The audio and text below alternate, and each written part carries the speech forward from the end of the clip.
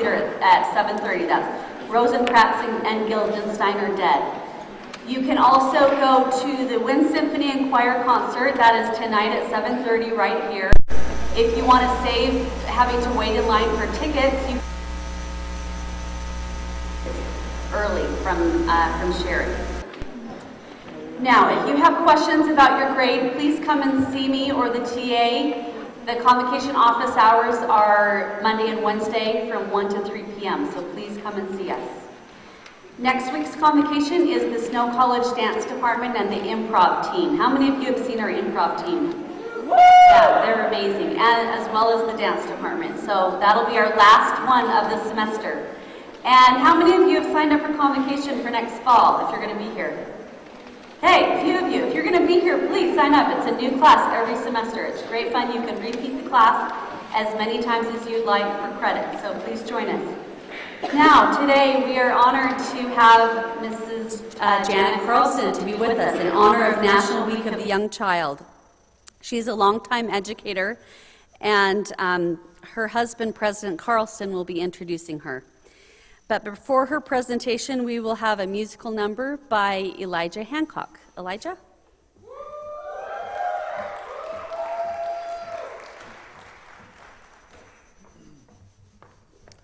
Hi, Convocations class. My name is Elijah Hancock.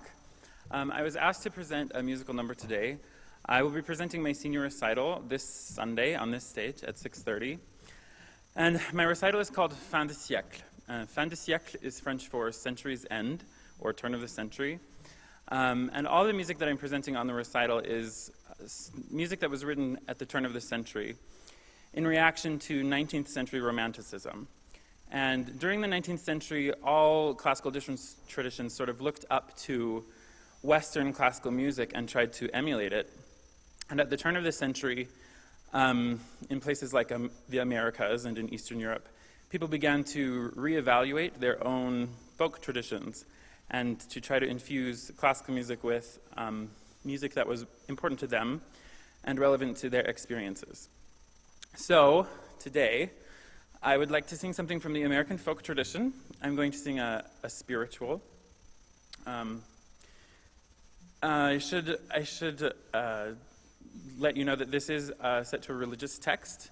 I think these texts can have value for you if you're a religious or spiritual person, but also if you're like me and you're not a particularly religious or spiritual person, these songs and this music is worth knowing and worth remembering because it's part of our history as Americans, and it's a relevant experience for all of us. So, without further ado, I'll be singing Were You There?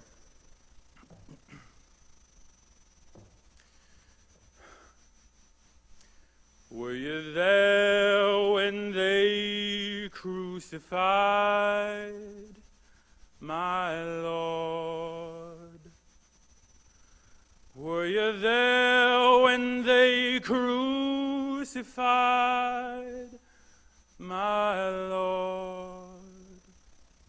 Oh, sometimes it causes me to tremble, tremble. Were you there when they crucified my Lord? Were you there when they nailed him to the tree? Were you there when they nailed him to the tree? Oh, sometimes it causes me to tremble, tremble. Were you there when they nailed him to the tree? Were you there when they laid him in the tomb? Were you there when they laid him in the tomb? Oh, sometimes it causes me to tremble, tremble.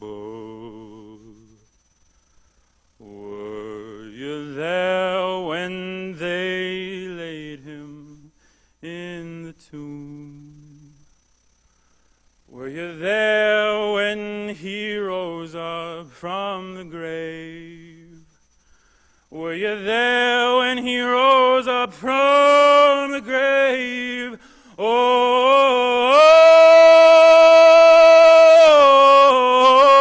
sometimes it causes me to tremble, tremble. Were you there when he rose up from the grave? Thank you.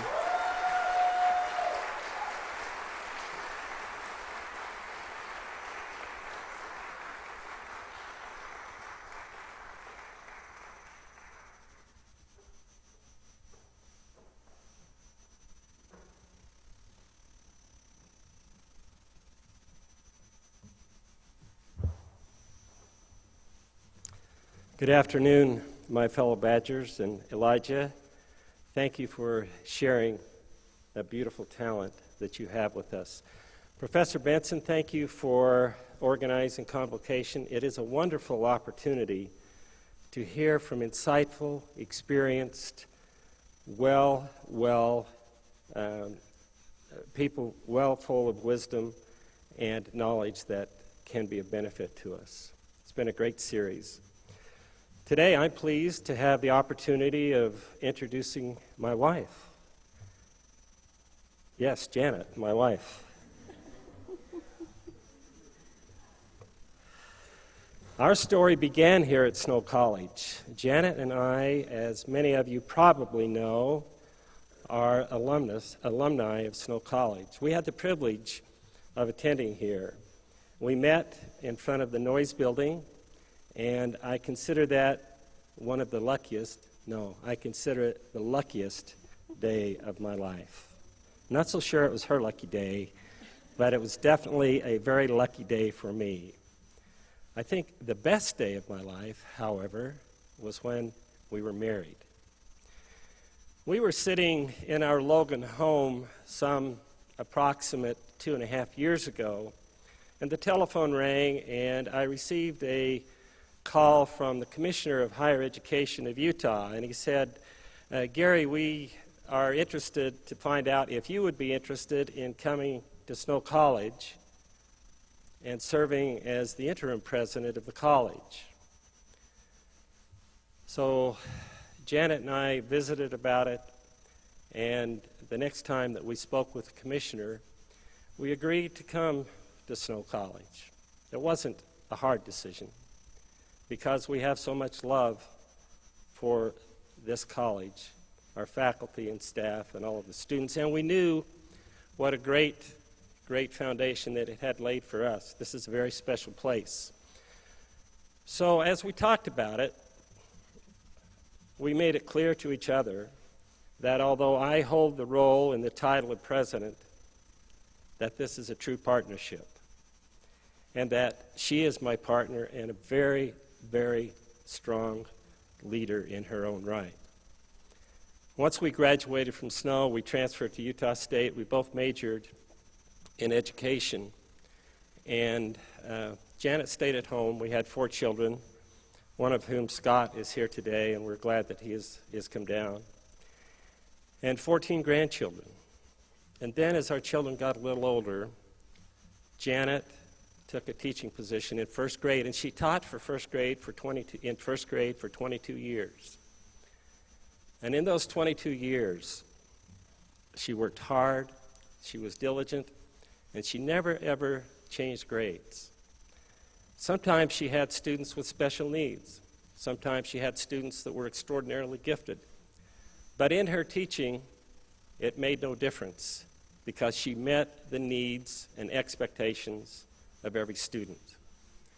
Now, you might think I'm a little biased, but she truly has a natural gift for children, young children. She understands them. She has this natural love. Now today, most of you are sitting here, and you don't know exactly what your future will be, who your mate might be, how many children, and so forth, but all of you will be engaged with young children. I invite you to listen to what she has to say. She is very, very knowledgeable, wise, and experienced. Now, will you join me in welcoming Janet Carlston as your speaker today?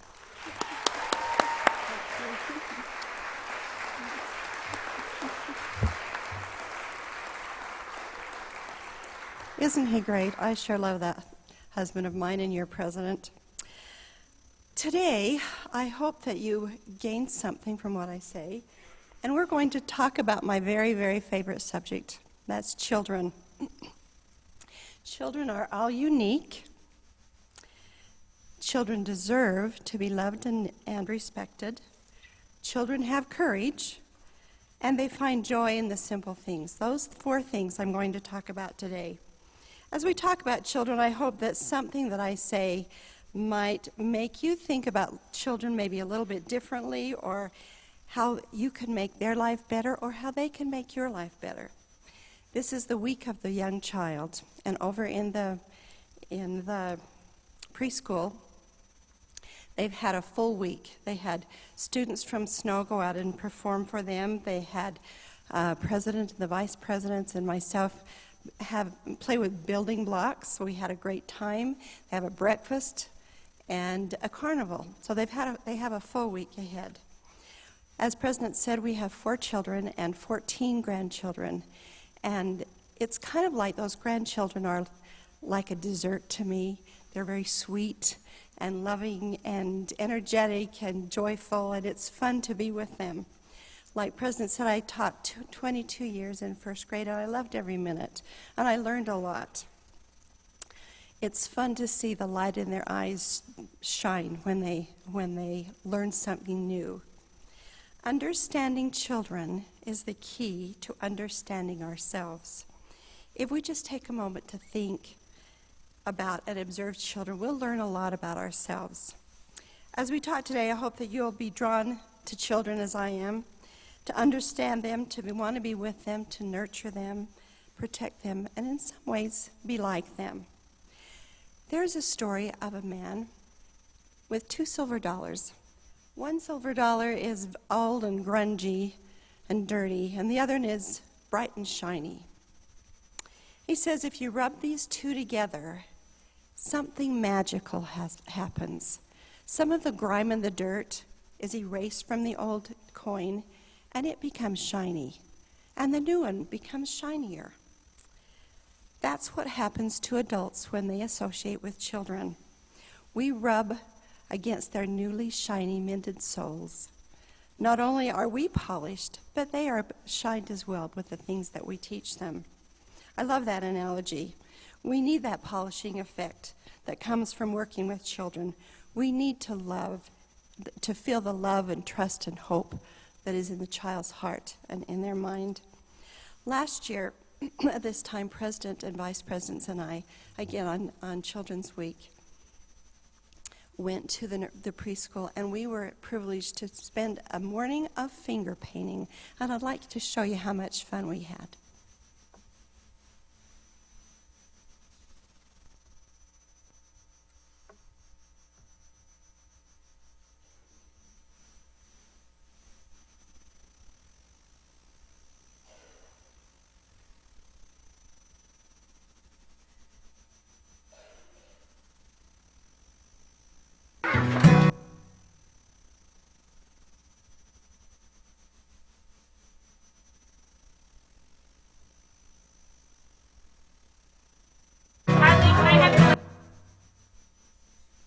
Maybe.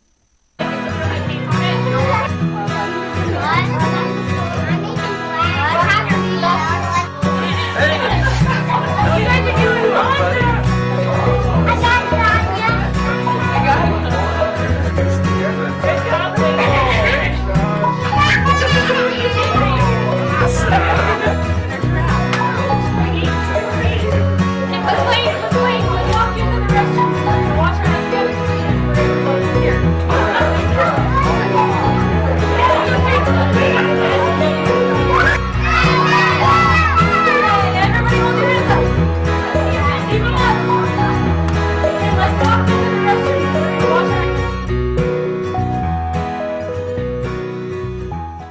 can see we had a great time. A little messy, but sure was fun. Okay, the first lesson that I learned from children is unique. No matter how many years I taught, every year was different because every child was different. Children learn kinesthetically, visually, auditory. Anyway, they are all different. And so each year was different. Now, you got a piece of paper. I hope you got a piece of paper and some crayons. So what I'd like you to do, this is a work along with me. Fold it in half. And then in half again. So you have 4 sections. And we're going to do something in those 4 sections. The first section, would you take one of your crayons out and write unique in one of the sections? Now I want you to take a journey with me back to your childhood. Think about you. Think about when you were young. What made you unique? What did you do that was special, that made you just you? Think about it. Were you always the one that had to have new experiences? Were you the one that always had their hand up? Or were you the shy child that was timid and afraid to look at someone? Write or draw, whichever you'd rather, something about your childhood that makes you unique. Each of us are different. I taught in a Title I school in Logan. There was a high concentration of low-income students. I learned a lot of patience, a lot of understanding, a lot of empathy, and a lot of love for those children. There's a poem by Paula Fox that starts out, a child arrives like a mystery box with puzzle pieces inside.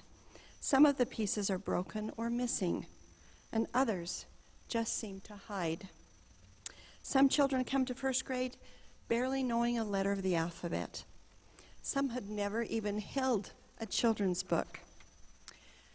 Barbara Culler's poem says, if children come to a teacher from strong, healthy, functioning families, it makes our job easier.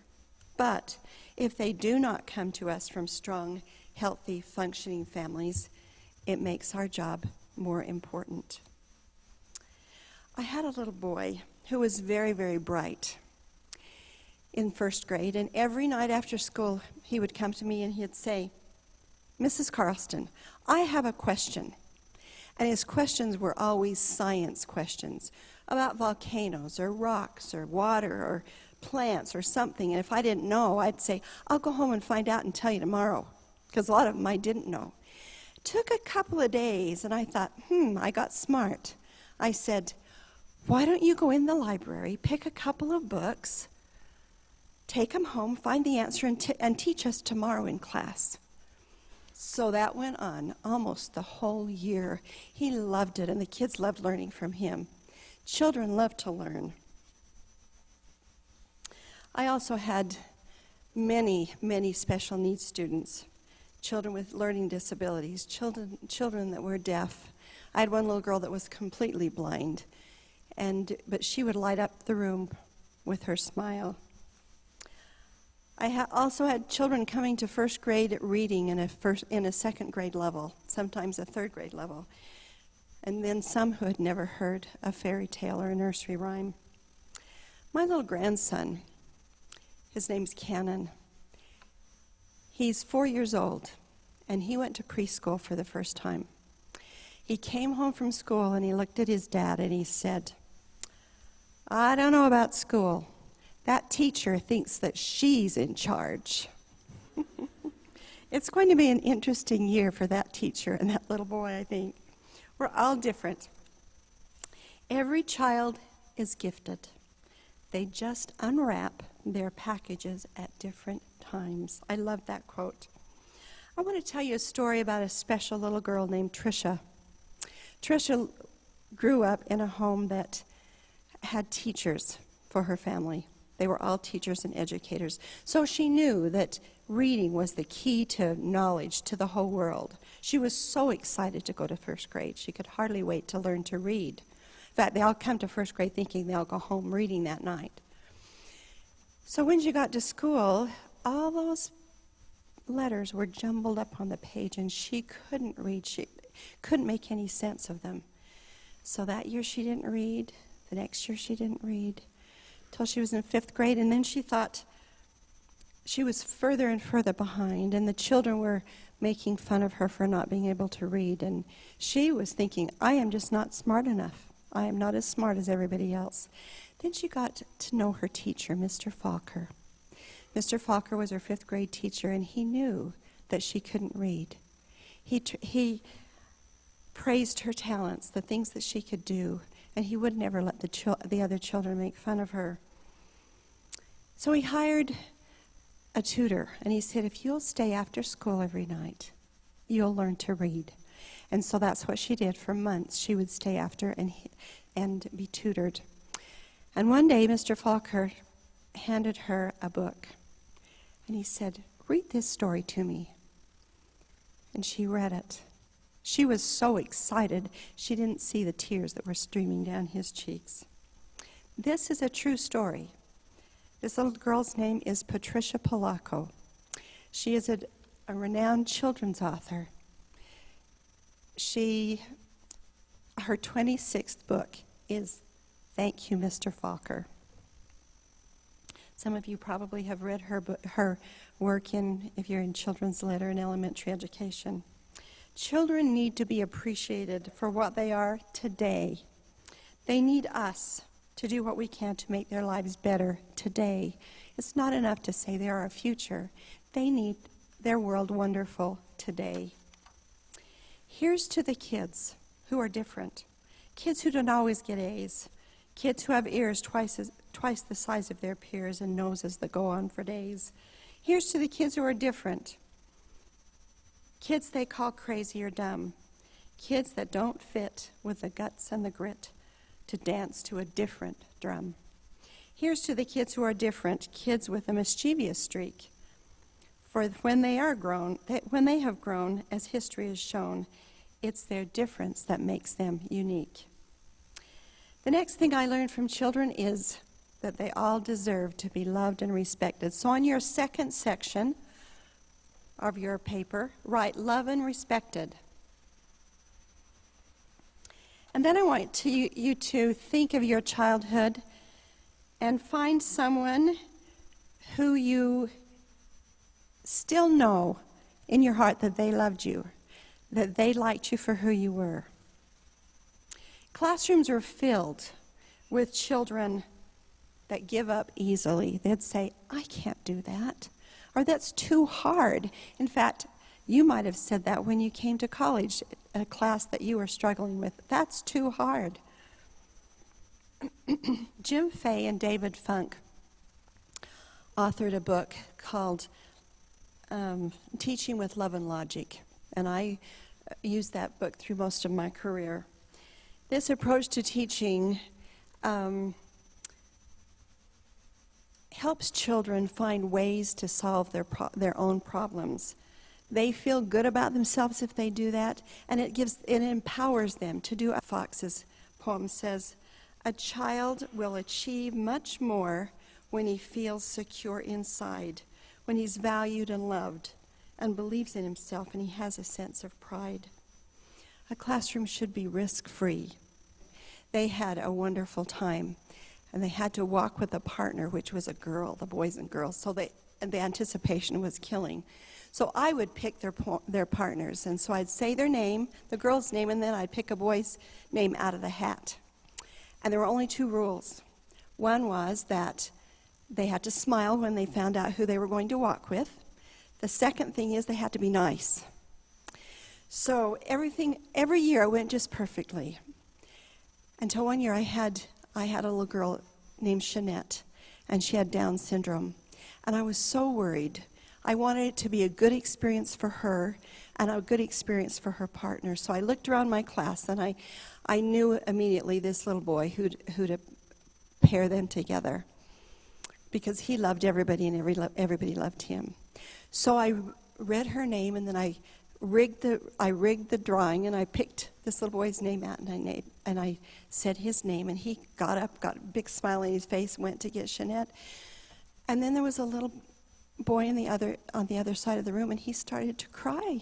I said, "What's the matter?" He said, "Teacher, I wanted to go with Jeanette." So needless to say, Jeanette had 2 partners that year. Friends can be our magic people.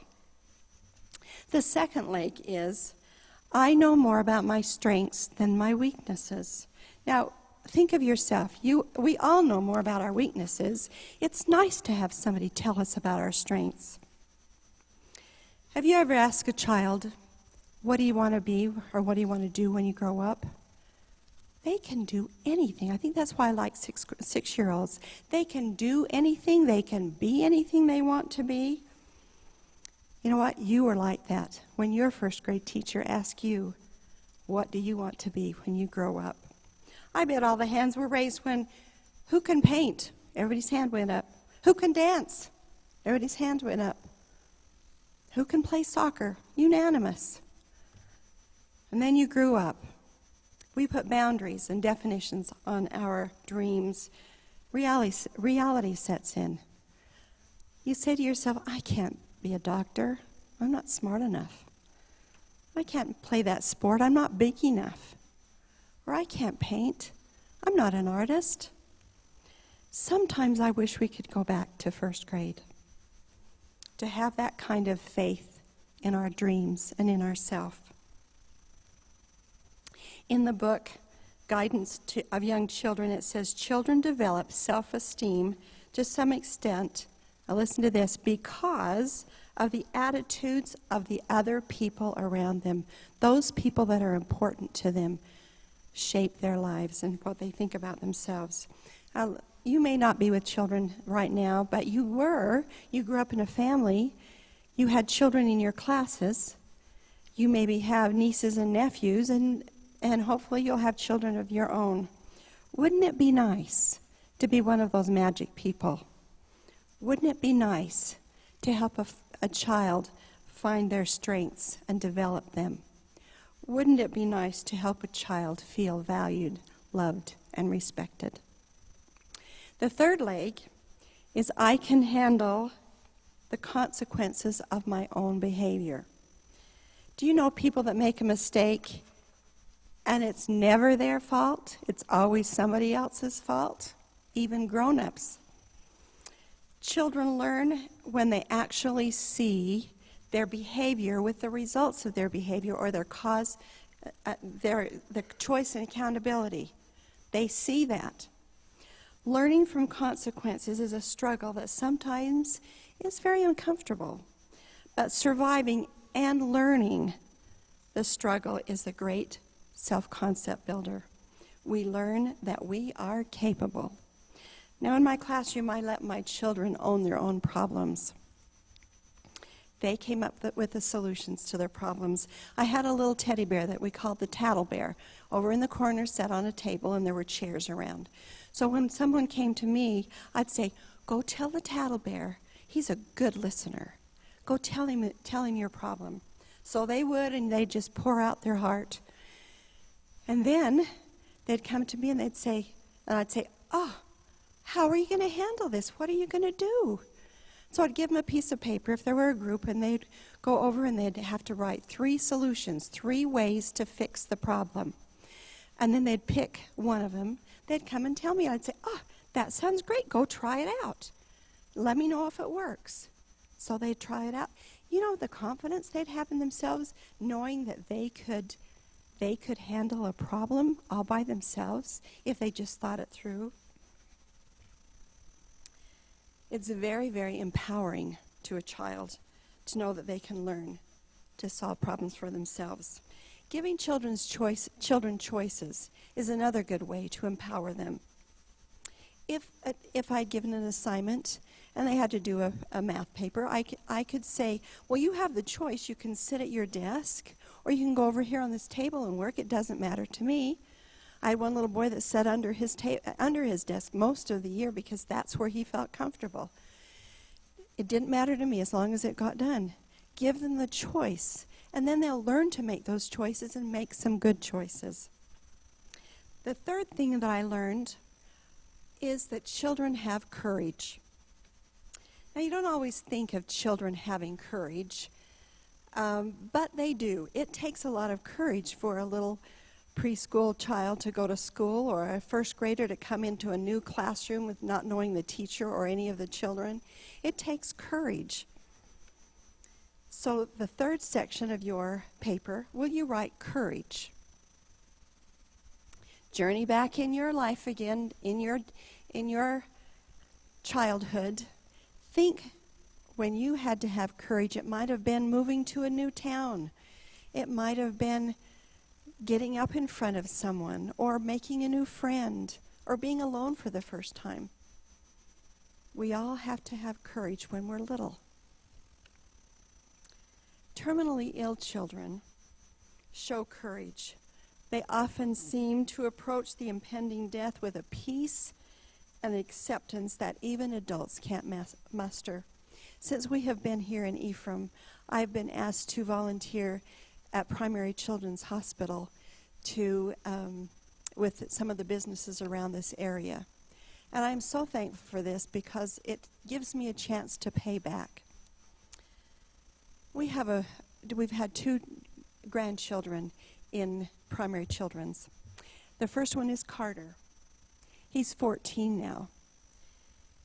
He was born with CHARGE syndrome. It's an acronym that he would be born. He could have been deaf or blind or retarded or no growth, but he has a very mild case.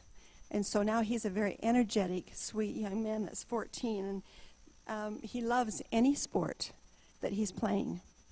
And he loves them best if they have uniforms. If the bigger, the better. So now he's in football. He was nominated for one of the 42 outstanding youth in Cache Valley. His parents still don't know who nominated him, but after spending his Cache Award, as you can see, he posted on his Facebook, "I don't know who you are, but you're my best friend if you nominated me." He's a fun 14-year-old, and we love him. Our other little girl that was in Primary Children is Leslie, and she was born with a cleft palate and a double cleft lip. She is a spunky, bubbly 2-year-old now who loves to do and go and be anything, and I think she will be. She's not afraid to try anything. Just ask her parents. She has been through 4 major surgeries up to her 2-year-old, and she will have many, many more before she's through. Now, this is Allie. This is Allie, her older sister. She is in kindergarten right now, and her mother told me this story I wanted to share. She said she was taking Allie and a little friend and Leslie to kindergarten. They were sitting in the back seat, and her mother said she was listening, and this little girl, this little friend, started making fun of Leslie's face. And she looked through the rearview mirror, and she saw Allie shaking her finger at the little girl, and she said, "No, no, no, no. You don't make fun of Leslie's face. She has a special face." Courage to stand up what's right. We are blessed to have this wonderful hospital by us. Sometimes courage takes the form of tenacity, the ability to hold on and face the unpleasantness when it's necessary, and to master personal weakness without giving up. Now, the fourth thing that I learned from children is joy. So here you should have your fourth one. Write the word joy at the top. One day, I heard this story. One day, this little girl, Carol, was 3 years old, and she was with her grandmother in the backyard, and it was a cold fall day, and she was standing there staring up at the sun. And her grandmother watched her for a minute, and she said, "What are you doing, Carol?" And she said, "Isn't it wonderful? The sun's giving me a hug." Think of those delightful, wonderful things that you did when you were small, that you can still feel how fun it was. Write or draw. Usually it doesn't take much to have joy for a young child.